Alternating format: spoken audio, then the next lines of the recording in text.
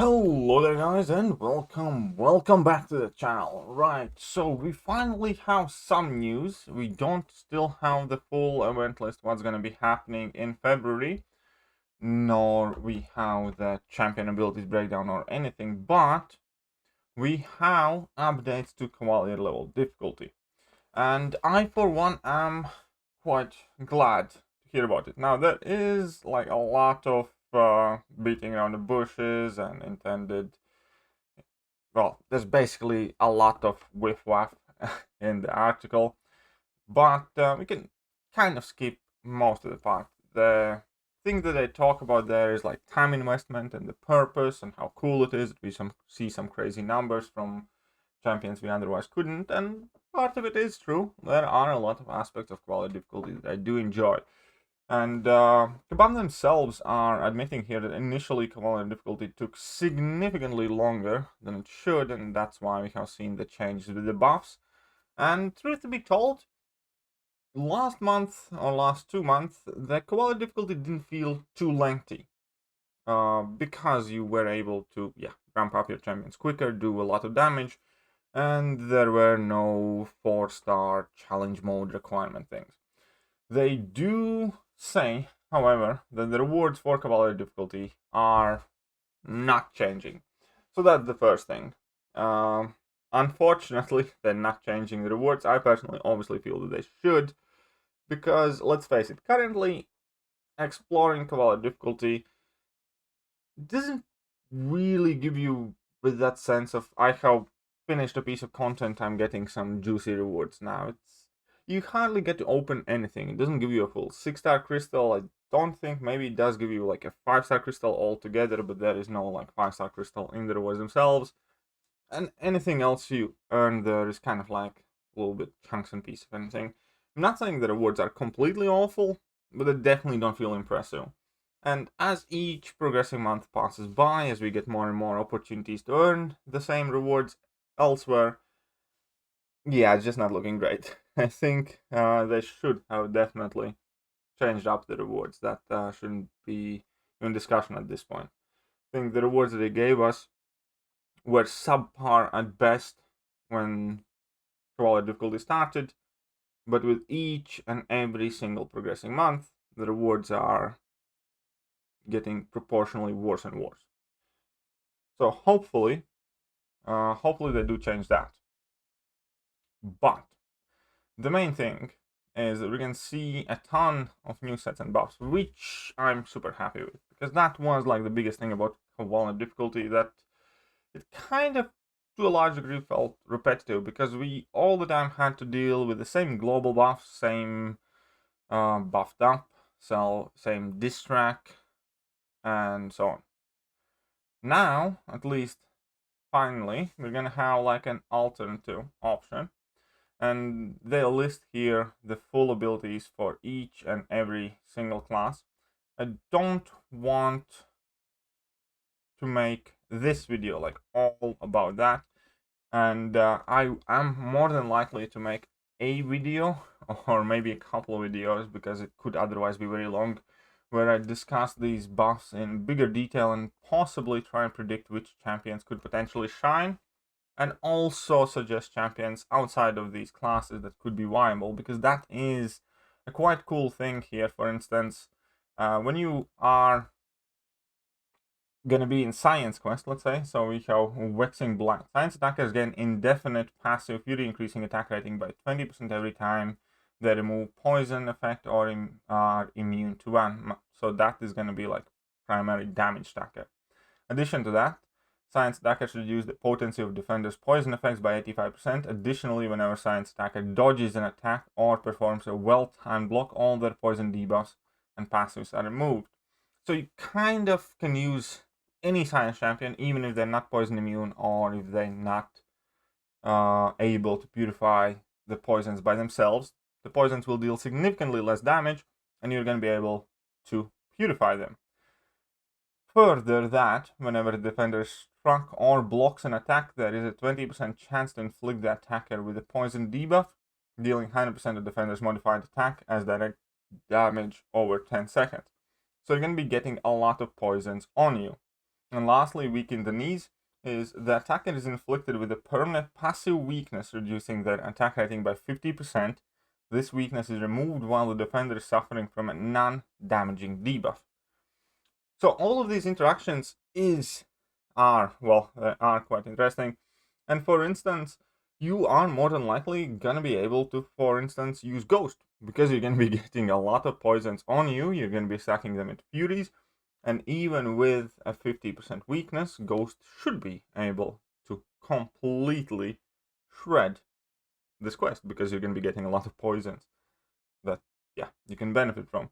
In addition to that, you can obviously bring in any poison immune character that can inflict non-damaging debuffs on opponent.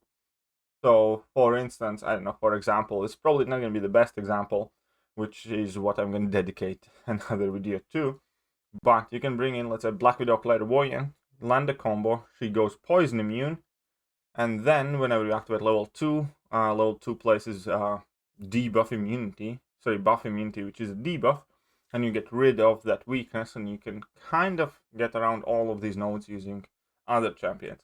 And that is kind of a common theme, where there is a class that gets helped out significantly, either via massive fury buffs or massive prowess buffs or something of the sort. And then there are additional nodes that kind of make it work and help out the select class to work around it in itself. But again, without a doubt, in every single quest there will be options from other classes that you can bring in to deal with the problems. So overall, the node design, as far as I read it, as far as I understood it, I did like quite a bit. It did sound quite fun. So I definitely want to point that out. And I think whoever is making these nodes is quite creative and doing something very interesting. And yeah, I for one definitely again look forward to next month Cavalier difficulty quest, because it's gonna be something fresh.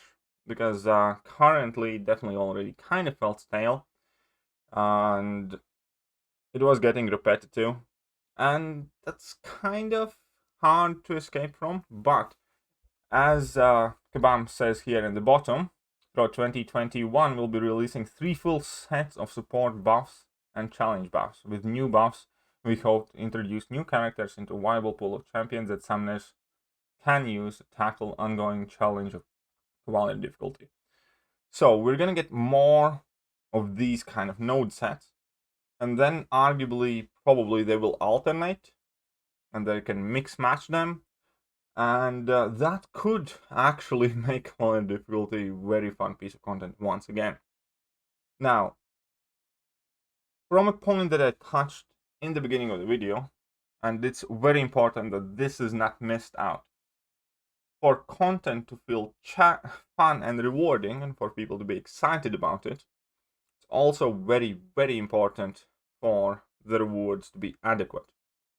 For instance, Kabam advertised incursions, like this big, massive thing that they worked on tirelessly for half a year or whatever to make them better and improve them. And let's face it, incursions are not the most boring game mode. Yes, they take too long, but when you play them, it's objectively interesting. Like, there are interesting node combinations, you can do interesting stuff with the champions you otherwise would not be able to, and it just kind of like opens your eyes to what potentially could be possible. Now, problem with that is, because a large portion of people hardly ever, if ever, play incursions, because it's not quite worth it for many, or many just don't find it to be worth it for them.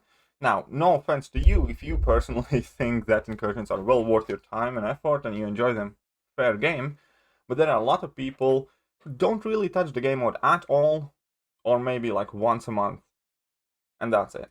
And that's kind of like where I lie. I don't mind the game mode. I think it takes too long, but overall, whenever I am playing incursions, I'm having a good time. But what's preventing incursions from being kind of like a staple game mode that I'm excited to get into is the rewards, because the rewards don't interest me too much. And Cavalier difficulty here is kind of like on a similar state, where even if they make extremely fun quest, which they are on their way to doing. I do think that some of the node design that we see here is very, very excellent. But if they fail to increase rewards to something that people are excited and are waiting for every month, and are kind of like eager to jump in it, all this beautiful, great work could potentially just go unnoticed. It undermines itself with a fatal flaw. It doesn't matter how great the product you sell is, if the marketing for it is shit, if the value is not there. And yeah, so I really do hope that, well, evidently not this month, but hopefully the month after or in a couple of months, we definitely see a substantial increase in rewards. It actually wouldn't have to be even that crazy. You could change the TF5CC to a selector, they could add in some more 6-star shards, and that'd be it. That would be more or less it, what takes people running in that game mode. But let me know what you guys think. Are you guys excited? And as I said, straight after this video, I will try to release a couple more videos where I'm gonna go each set of nodes separately and suggest some of the best champions and some of the less though obvious counters. I might be wrong, I might be right, but it's always interesting to predict these things. So I hope you guys enjoyed today's video, and yeah, I'm gonna catch you guys soon. See ya.